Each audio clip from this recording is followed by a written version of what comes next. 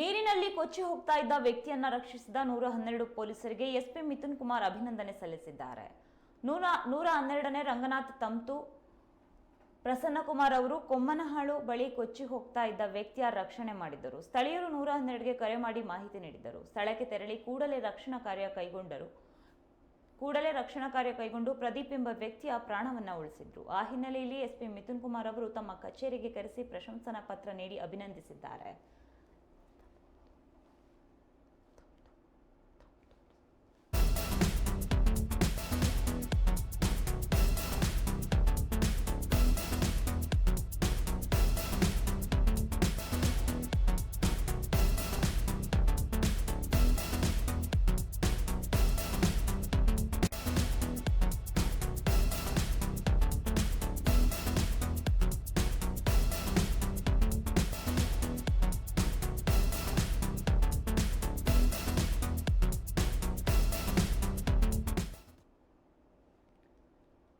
ಇತ್ತೀಚೆಗೆ ಶಿವಮೊಗ್ಗದಲ್ಲಿ ಭಾರಿ ಮಳೆ ಸುರಿತಾ ಇದ್ದು, ಮಳೆಯ ಅವಘಡದಿಂದ ನೀರಿನಲ್ಲಿ ವ್ಯಕ್ತಿಯೊಬ್ಬ ಕೊಚ್ಚಿ ಹೋಗ್ತಾ ಇದ್ದ. ಇನ್ನು ಈ ಘಟನೆ ಕುರಿತು ಸ್ಥಳೀಯರೊಬ್ಬರು 112 ಪೊಲೀಸರಿಗೆ ಕರೆ ಮಾಡಿ ಸಹಾಯಕ್ಕಾಗಿ ಕೇಳಿದ್ರು.